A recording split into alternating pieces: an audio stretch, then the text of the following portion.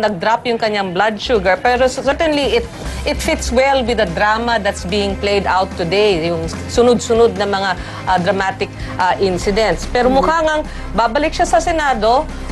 I would not be surprised kung ngayon humingi siya ng maayos na kung pwede siyang i-excuse. Yes, dahil kitang-kita naman, nasa wheelchair na nga siya at na-examine na nga ng ilang mga doktor, and there would seem to be no reason not to let him, no? Sana makontak natin si Mayan Los Baños, no? Kung nakasunod siya or isa sa ating mga reporter sa Senado para ilarawan sa atin kung ano talaga nangyayari ron, ano?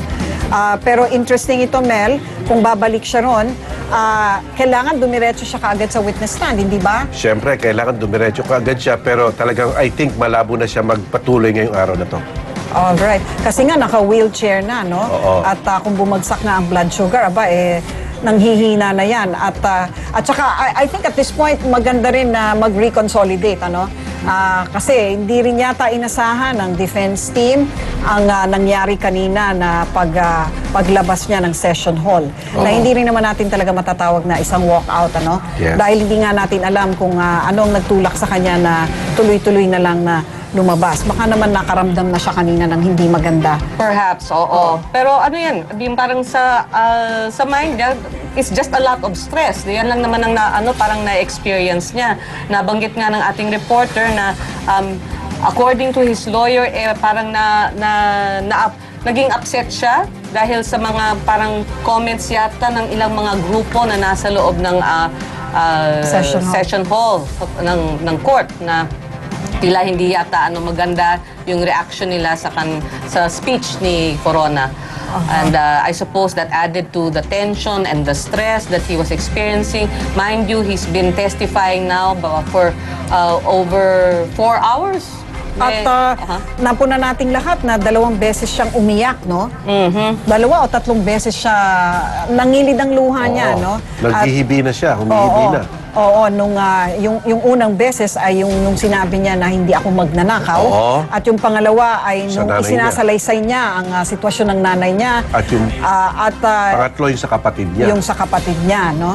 Kaya siguro yung emotional upheaval din na kanyang pinagdaanan kanina. Narito na, nakikita po natin si Chief Justice Renato Corona at papasok na muli sa impeachment court.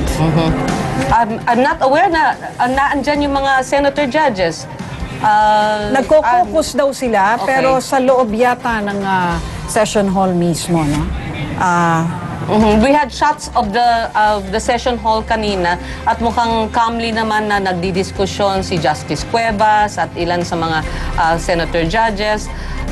Hinihintay nga yung pagbalik ni CJ Corona, but we don't have any shots of him inside the session hall, although we see him entering. Hindi, dito nga siya, oo. Okay. Okay. This was recorded earlier, no? Okay. Oo.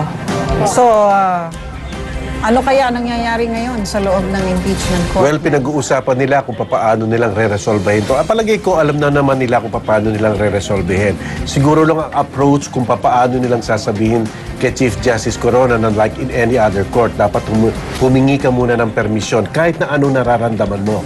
Kahit ano, alam mo kasi sa korte, basta yung may nararamdaman ka, sasabihin mo sa korte, Your Honor, can I be excused, Your Honor, because I'm truly not feeling very well. Pero ito, bigla siyang napaalis at naglalakad ng matatag siya. Hindi naman siya parang nanghihina. Diba? Kaya siguro iniisip rin ng mga maestrado to. Pero yung mga liberal attitude naman ni Senator Enrile, I'm sure palalagpasin niya ito. Meron lang konting mga pananalita o siguro diplomatic reminders at pagkatapos hihingi na ng postponement ito, hindi na talaga matutuloy ito at ipagpapatuloy tomorrow.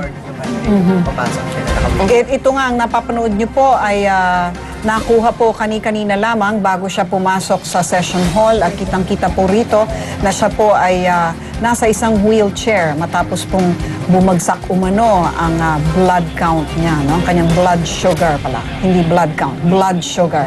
Dahil siya na rin na nagsabi na siya po ay isang diabetiko.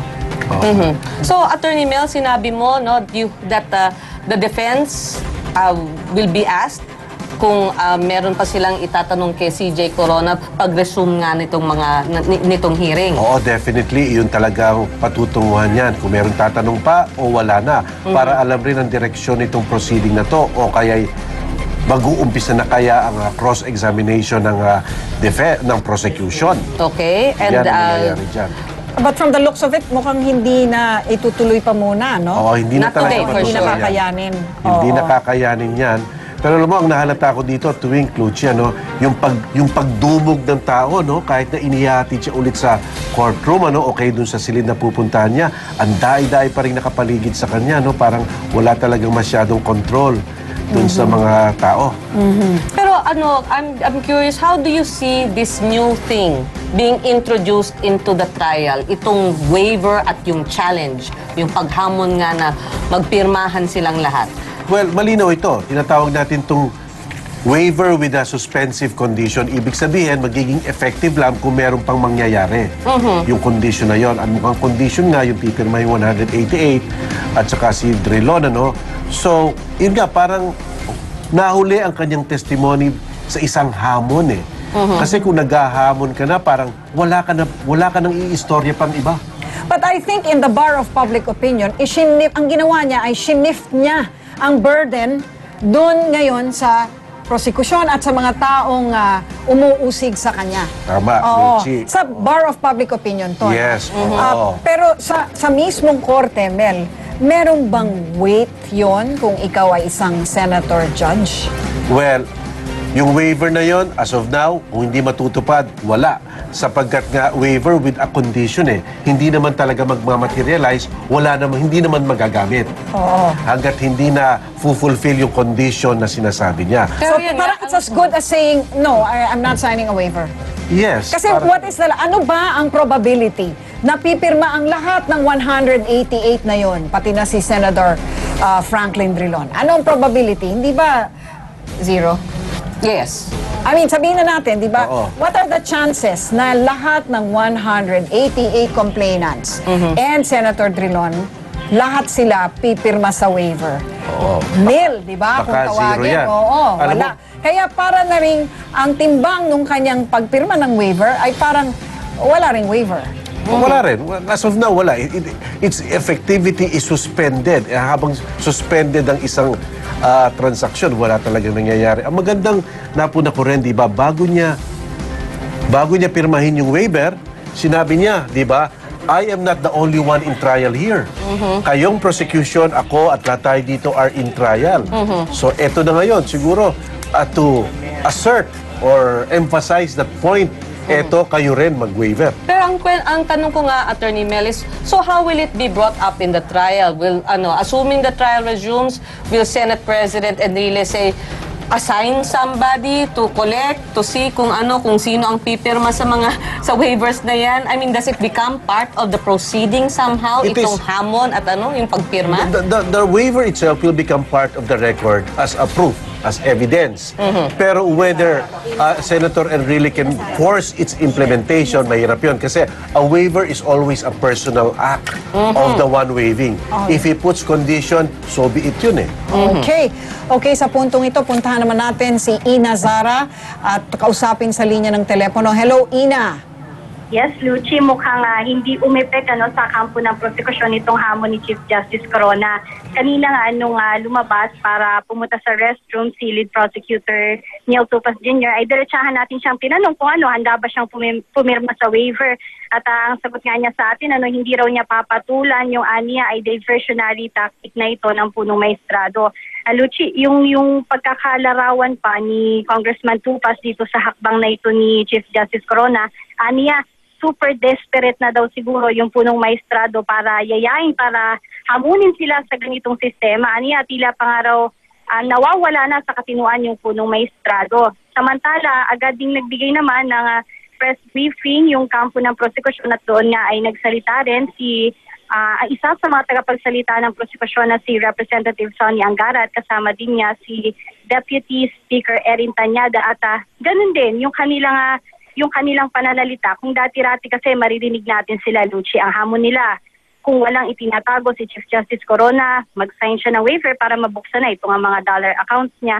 Pero again, diretsahan natin silang tinanong, sila ba, handa ba silang mag-sign doon sa waiver na doon nga sa hamon ng punong maestrado. Yung sagot nila, Luchi, hindi raw nila kailangan gawin yan dahil una naman daw ay walang kaso laban sa kanya kaya hindi nila kailangan buksan yung kanilang account. Binatikos din ni Representative Tanyada Luchi yung aniya ay conditional na pagpirma ni Corona. Ang giit nga niya bakit daw pipirma yung 188 congressman na sumuporta sa impeachment complaint. Yung nga kagaya nga ng nasabi ko kanina, wala naman daw kasong nakasampalaban sa kanila. Ang hamon naman itong si Representative Teddy Casino na nakasalubong natin dito kanina at isa rin doon sa mga signatories sa impeachment complaint. Ang sinasabi niya, bago maghamon ang punong maestrado, dapat daw muna siyang sumala sa cross-examination ng prosekusyon. Kung babalikan natin, Luchi, si Representative Sani Angara ay siya yung anak ni Senator Judge Edgardo Angara at nadadawit ngayon yung matandang Angara doon sa controversial na APECO anomaly. Kaya nga hiniling na ng kampo ng depensa na mag-inhibit si Senator Judge Edgardo Angara dahil ani nga nila ay merong conflict of interest doon at yun nga issue sa APECO, matagal nyo nilang hinahamon itong matandang Angara na i-deklara din yung kanyang salin. Ina, meron ba silang binigay na reaksyon sa'yo tungkol sa naging testimonya ni CJ Corona? Bukod pa doon sa waiver, no? Kung hindi man nangyari yung waiver, ano kaya ang naging reaksyon nila doon sa mga iba pang nasabi niya doon sa kanyang testimonya? Alam mo, Luchi, para sa prosecution, isang malaking drama lamang itong ginawang ito ni Chief Justice Corona dahil ayon nga kay Representative Tanyada, kung titingnan daw, parang malaking pelikula, parang scripted daw at ang isa pa sa mga puna nila, yung ginawa ni ni Chief Justice Corona na narrative, yung kanyang pagkakakwento na walang choice ang prosecution kundi makinig na lamang. Paminsan-minsan sila nga nag-o-object pero dahil hinahayaan niya ni Presiding Officer Juan Ponce Enrile na magpatuloy, itong si Chief Justice Corona ay wala raw silang magawa kung hindi makinig na lamang. Medyo masama yung kanilang loob dahil ayon sa kanila parang naisahan sila ng punong maestrado dahil scripted daw ang tingin nila, ang basa nila dito, pinagplanuhan at talagang pinaghandaan. Pati yung doon sa pagtayo ng punong maestrado sa kanyang pagwa-walk out, tingin talaga kumbinsido yung prosekusyon na lahat ng ito